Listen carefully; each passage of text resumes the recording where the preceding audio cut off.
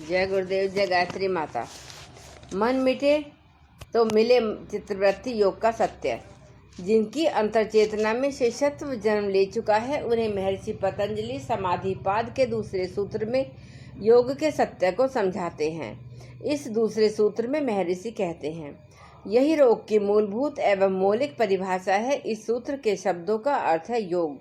योग चित्त वृत्ति निरोध, चित्त की वृत्तियों को रोकना है। लेकिन साधकों की दृष्टि में इस सूत्र का अर्थ है योग मन की समाप्ति। परम पूज्य गुरुदेव योग साधना के इस सत्य को समझाते हुए कहा करते थे कि साधक का मन मिटे तो उसे योग की सच्चाई समझ में आए। महर्षि पतंजलि एवं गुरुदेव दोनों ही खरे वैज्ञानिक हैं, एकदम गणितज्ञ। वे इधर उधर की बातें करके न अपना समय खराब करते हैं और न ही साधकों का। उन्होंने पहले भी प्रथम सूत्र में एक वाक्य में कहा था, अब योग का अनुशासन, बस बात समाप्त। बस एक वाक्य में उन्होंने परख लिया कि योग साधकों में सच्चाई कितनी है, उनमें खरापन कितना है। यदि वे सच्चे और खरे हैं, योग में उनकी सचमुच रुचि है, आशा अभिलाषा के रूप में नहीं, अनुशासन के रूप में, जीवन के रूपांतरण के रूप में अभी और यहाँ ऐसे खरे और सच्चे साधकों को वे योग की परिभाषा देते हैं। योग मन की समाप्ति है। मन मिटे तो बात बने, यही योग की परिभाषा है, सही और सटीक। अलग अलग आचार्यों ने, शास्त्रों ने योग को कई तरह से परिभाषित किया है। उन्होंने अनेकों परिभाषाएं ढूंढी और बताई हैं। कुछ का मत है योग दिव्य सत्ता के साथ मिलन है। इनके अनुसार योग का मतलब ही मिलना, दो का जुड़ना है। कई कहते हैं कि योग का मतलब अहंकार का ढह जाना है। उनके अनुसार अहंकार बीच में दीवार है। जिस क्षण यह दीवार ढह जाती है, साधक दिव्य सत्ता से जुड़ जाता है। दरअसल यह जुड़ाव तो पहले से ही था, वह अहंकार के कारण भेद लगता रहा। ऐसी और भी अनेकों व्याख्याएं और परिभाषाएं हैं, जैसे श्रीमद् भगवद गीता में समत्व योग उच्यते तथा योग कर्म सुकौशलम कहकर योग को परिभाषित किया गया। लेकिन महर्षि पतंजलि इन सभी आचार्यों शास्त्रकारों से कहीं ज्यादा वैज्ञानिक हैं। वे पत्ते और टहनियां नहीं, सीधे जड़ पकड़ते हैं। गीता में बताई गई क्षमता एवं कर्म कुशलता मिलेगी कैसे? दिव्य सत्ता से साधक के अस्तित्व का जुड़ाव होगा किस तरह? महर्षि पतंजलि की इस परिभाषा में इन सभी सवालों का सटीक जवाब है। वे कहते हैं कि जब मन का अवसान हो जाएगा, जब मन मिट जाएगा, उनके अनुसार योग मन की दशा है। पतंजलि की इस बात को गुरुदेव एक नई वैज्ञानिक अनुभूति देते हैं और वे कहते हैं सारा कुछ मन का जादू है, इंद्रजाल है। यह हटा कि समझो सारा भ्रम मिटा। उनके अनुसार यह सब मन सब कुछ को अपने में समेट लेता है। अहंकार, इच्छाएं, कामनाएं, कल्पनाएं, आशाएं, तत्व ज्ञान और शास्त्र, जहाँ कुछ जो भी सोचा जा सकता है, सोचा जा रहा है, वह मन है। जो भी हो जाना गया है, वह जो भी जाना जा सकता है, जो भी जानने लायक समझा जाता है, वह सब का सब मन के दायरे में है। मन की समाप्ति का मतलब है तो जो जाना है उसकी समाप्ति, और जो जानना है उसकी समाप्ति। यह तो छलांग है। ज्ञानातीत में जब मन न रहा तो जो बचा वह ज्ञानातीत है। मन के इसी सत्य को गोस्वामी तुलसीदास जी महाराज जी ने अपने रामायण में गाया है। गो गोचर जहाँ लगी मन जाई, सो सब माया जाने भाई।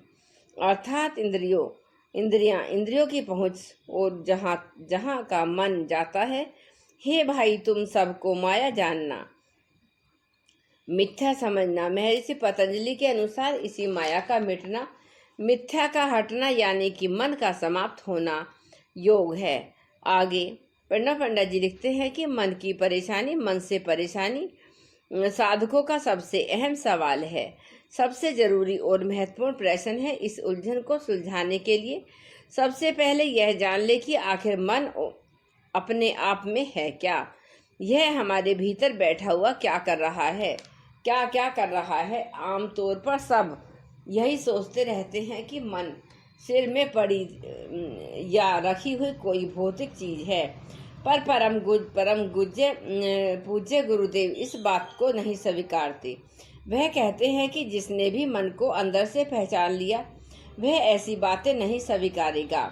आजकल का विज्ञान भी ऐसी बातों से इनकार करता है। गुरुदेव कहते हैं कि मन एक वृत्ति क्रियाशीलता है। अब जैसे कि कोई चलता हुआ आदमी बैठ जाए तो बैठने पर उसका चलना कहाँ भाग गया।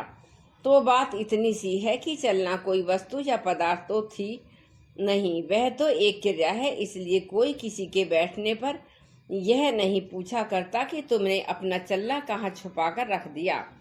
यदि कोई किसी से ऐसा पूछने लगे तो सामने वाला जोर से हंस पड़ेगा।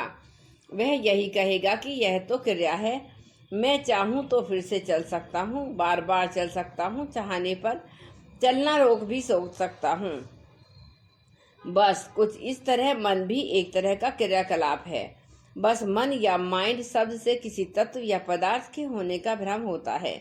यदि इस माइंड को माइंडिंग कहा जाए तो सत्य शायद ज़्यादा साफ हो जाए। जैसे बोलना टॉकिंग है, ठीक वैसे ही सोचना माइंडिंग। यह सक्रियता थमे तो मन का अवसान हो और साधक योगी बने। योग की इस सच्चाई को बताने के लिए गुरुदेव यदा कदा एक कथा सुनाया करते थे। वह कहते थे कि वाराणसी में रहने वाले महान संत तैलंग स्वामी के पास एक किसी बड़ी रियासत के राजा, और उन राजा ने तैलंग स्वामी से कहा, महाराज मेरा मन बहुत बेचैन है, मैं बहुत अशांत परेशान हूँ। आप महान संत हैं, मुझे बताएं कि मैं क्या करूँ जिससे कि मेरा मन शांत हो जाए। तैलंग स्वामी वैसे तो बड़े कोमल स्वभाव के थे, पर कभी कभी उनका रुख बड़ा अक्खड़ हो जाता था। उस दिन भी उन्होंने बड़े अक्खड़पने से कहा, कुछ भी मत करो, पहले अपना मन मेरे पास लाओ। उस राजा को कुछ भी समझ में नहीं आया। उसने कहा, महाराजा आप क्या कह रहे हो, मुझे तो कुछ समझ में नहीं आ रहा। तैलंग स्वामी ने उसकी बातों की अनसुनी करके उससे कहा, ऐसा करो, सुबह 4 बजे मेरे पास यहाँ कोई नहीं होता, तब आना और अकेले आना, और ध्यान रखना अपना मन भी साथ लेते आना, भूलना मत। वह राजा सारी रात सो नहीं पाया। कई बार उसने सोचा कि वह उनके पास नहीं जाएगा। बार बार वह अपने आप से कहता, इन स्वामी जी को लोग बेकार इतना बड़ा ज्ञानी मानते हैं, यह तो बहकी बहकी बातें करते हैं। आखिर क्या मतलब है उनका यह कहने से, भूलना नहीं, अपना मन भी अपने साथ लेकर आ जाना। उस राजा को उस ऊहापोह भारी रही, परंतु चाहकर भी वह उसे भेंट को रद्द न कर सके। तैलंग स्वामी थे कि वे इतने मोहक व चुंबकीय।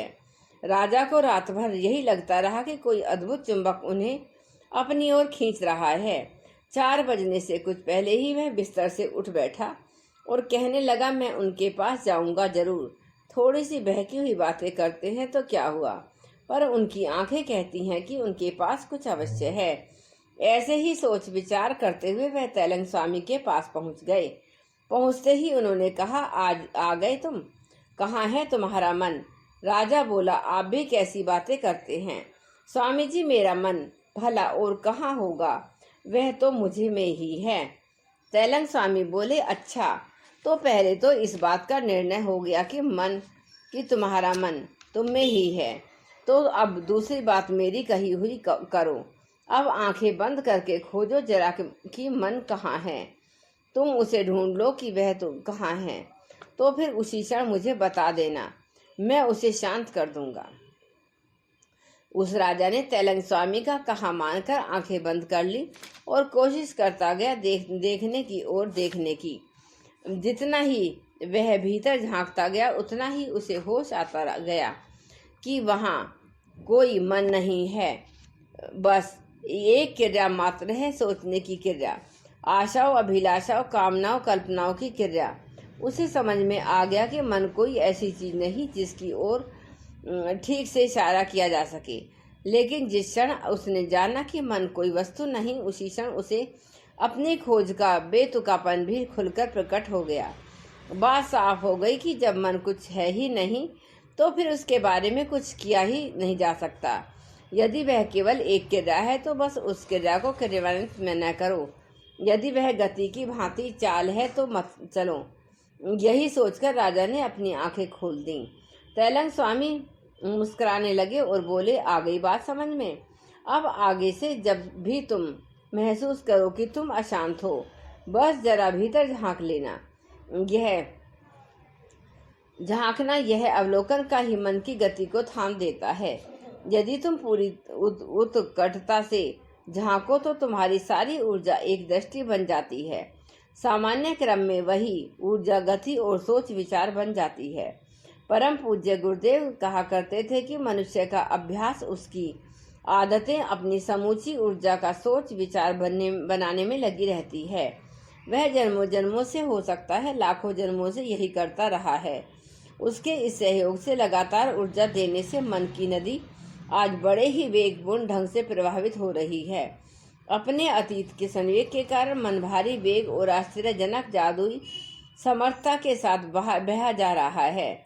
जो योग साधना करना चाहते हैं उन्हें यह बात भली प्रकार समझ लेनी है।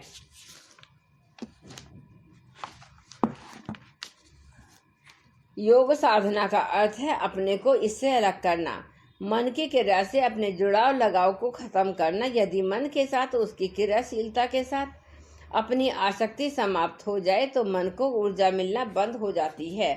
फिर तो मन बस थोड़ी देर बहेगा, ऊर्जा के अभाव में स्वयं ही थम जाएगा। जब पिछला संवेग चूक जाएगा, जब पिछली ऊर्जा समाप्त हो जाएगी, तब मन अपने आप ही रुक जाएगा। और तब हम योग साधक से योगी होने की ओर कदम बढ़ाते हैं। तब फिर पतंजलि की परिभाषा, परम पूज्य गुरुदेव के द्वारा कराया गया बोध हमारी खुद की अपनी अनुभूति बन जाएगी। हम समझ जाएंगे कि मन की समाप्ति योग है। दैनिक जीवन में 15 मिनट से 30 मिनट तक का समय निकालकर इसकी अनुभूति पाई जा सकती है। नियत समय एवं नियत स्थान के अनुशासन को स्वीकार कर अपने आसन पर स्थिर होकर बैठे, स्वयं की गहराई में टिके। पहले ही क्षण मन के वेगपूर्ण प्रवाह की भारी लहरों की अनुभूति होगी। इस प्रवाह, इसकी लहरों में आकर्षित न हों, स्वयं को इससे असंबद्ध करें। यह अनुभव करें कि आप अलग हैं और मन का वेगपूर्ण प्रवाह अलग है। जैसे जैसे यह अनुभव गाढ़ा होगा, मन का वेगपूर्ण प्रवाह थमता जाएगा, लेकिन ध्यान रहे बार बार मुड़कर यह देखना नहीं कि मन का वेग थमा या नहीं, क्योंकि ऐसा करने से आप फिर अपनी ऊर्जा मन को देंगे और फिर प्रचंड ही उठेगा। मन से अलग अपने में स्वयं की स्थिरता की अनुभूति का अंकुर जितना तेजी से बढ़ेगा, उतना ही योग निश्चित वृत्ति निरोध की अनुभूति का साकार होता जाएगा। जय गुरुदेव, जय गायत्री माता।